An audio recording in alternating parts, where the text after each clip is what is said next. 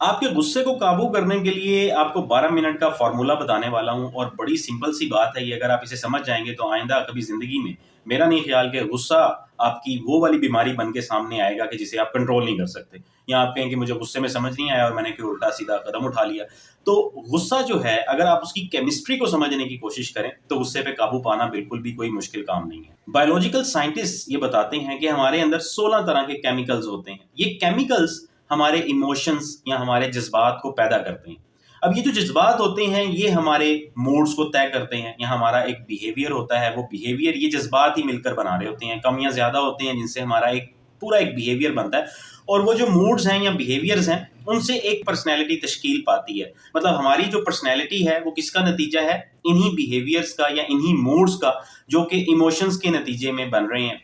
Emotions तय कर रहे हैं कि किस तरह का मूड होगा, किस तरह का हमारा बिहेवियर होगा, और ये जो इमोशंस हैं इनके पीछे केमिकल रिएक्शंस हैं। अब मिसाल के तौर पर मैं आपको एक बात बताता हूँ कि गुस्सा एक जज्बा है। ये पैदा कैसे होता है? ऐसे ही केमिकल रिएक्शन से पैदा होता है। बॉडी में केमिकल रिलीज होता है और आपको गुस्सा आने लगता है। अब वो केमिकल रिएक्शन किसी भी तरह का हो सकता है। मिसाल के तौर पर हमारे जिस्म ने इंसुलिन नहीं बनाई, या इतनी नहीं बनाई जितनी जरूरी थी, या फिर हमने जरूरत से ज्यादा नमक खा लिया, या फिर ये हो सकता है कि खाली पेट है, हम भूख लगी हुई है, खाली पेट घर से बाहर आ गए। तो ये सारी चीजें किस तरफ लेके जा सकती हैं कि आपको आपके अंदर ब्लड प्रेशर बढ़ने लगता है।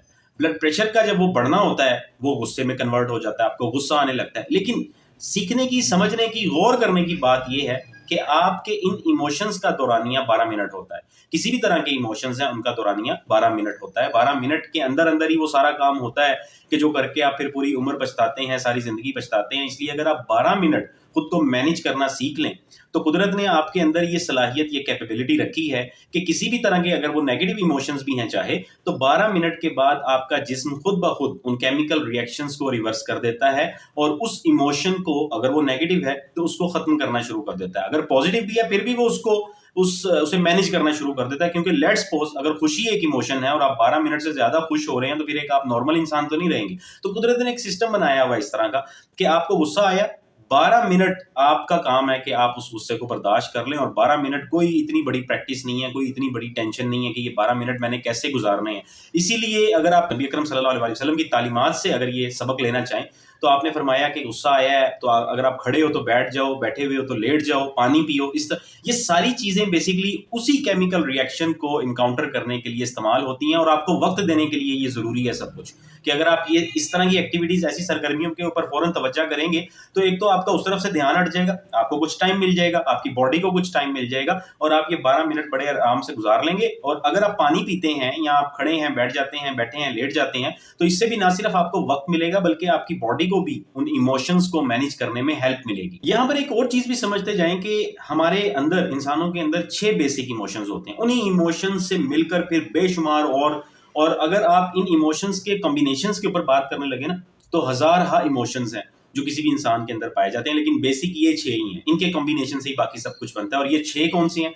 इनमें है खौफ, गुस्सा, गम, खुशी, हैरत और लुत्फ, या जिसे आप इंजॉयमेंट भी कह सकते हैं। ये 6 चीजें आगे मुख्तलिफ इमोशंस को परवान चढ़ाती हैं, और इन 6 के 6 इमोशंस का दौरानिया या इनका जो उरूज आता है वो 12 मिनट के लिए ही आता है। आप हैरान भी होंगे तो 12 मिनट से ज्यादा हैरत का गलबा आपके ऊपर तारी नहीं रह सकता। 12 मिनट बाद आपका, जिस आप खुद फील करते हैं इस चीज को कि आपको कोई ऐसी खबर पता चली या कोई ऐसी बात पता चली जो आपके नजदीक बड़ी हैरानकुन थी, तो आप मुसलसल तो नहीं ऐसा मुंह बना के बैठे रहते कि ये क्या हो गया, आहिस्ता आहिस्ता आहिस्ता आहिस्ता। इसी तरह अगर आपको उदासी वाली कोई खबर मिलती है या कोई बहुत अच्छी न्यूज भी आपको मिलती है तो आप देखेंगे कि हर तरह के इमोशन का एक टाइम होता है, और 12 मिनट बड़ा तवील अरसा बन जाता है अगर हम इसको बाकायदा सोचने लगे। बहुत सारे लोग तो इससे पहले नॉर्मल हो जाते हैं, मतलब बहुत अच्छी खबर सुन ली है तो 12 मिनट तो बहुत दूर की बात है, 2-3 मिनट के अंदर वो एक्साइटमेंट और वो जो एक सरशारी का आलम होता है वो पास थ्रू हो जाता है। लिहाजा हर इमोशन की उम्र 12 मिनट है। अब आप इन इमोशंस को आग की तरह देखें कि आपके सामने आग जलाई हुई है। चलें गुस्से की मिसाल लेते हैं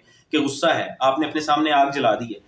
अगर आप अपने अंदर ये वस्फ पैदा कर लें, ये कैपेबिलिटी, ये काबिलियत अपने अंदर पैदा कर लें कि आपने आराम से बैठकर उस आग को देखना है बस, तो आप देखेंगे कि कुदरत खुद ब खुद उस आग को बुझा देगी।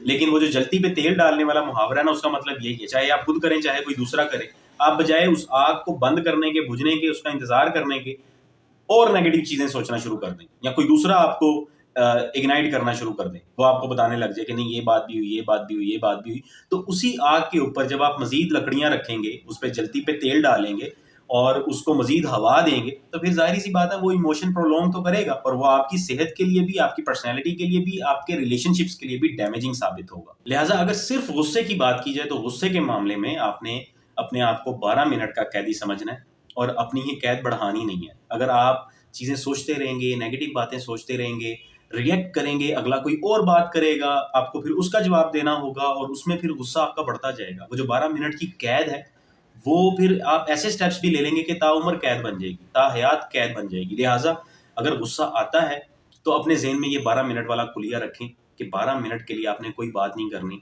खामोश हो जाएं, पानी पी लें, अपना ध्यान किसी और तरफ लगा लें, किसी जगह पर चक्कर लगाना शुरू कर दें, कमरे से बाहर निकल जाएं, घर से बाहर निकल जाएं, कोई भी दूसरी ऐसी एक्टिविटी करना शुरू कर दें कि आप अपने जिस्म को, अपने दिमाग को ये टाइम दें कि वो इस गुस्से को मैनेज करें और फिर उसके बाद देखें कि आपकी ज़िंदगी पर कितना मुस्बत असर पड़ता है इस चीज़ का।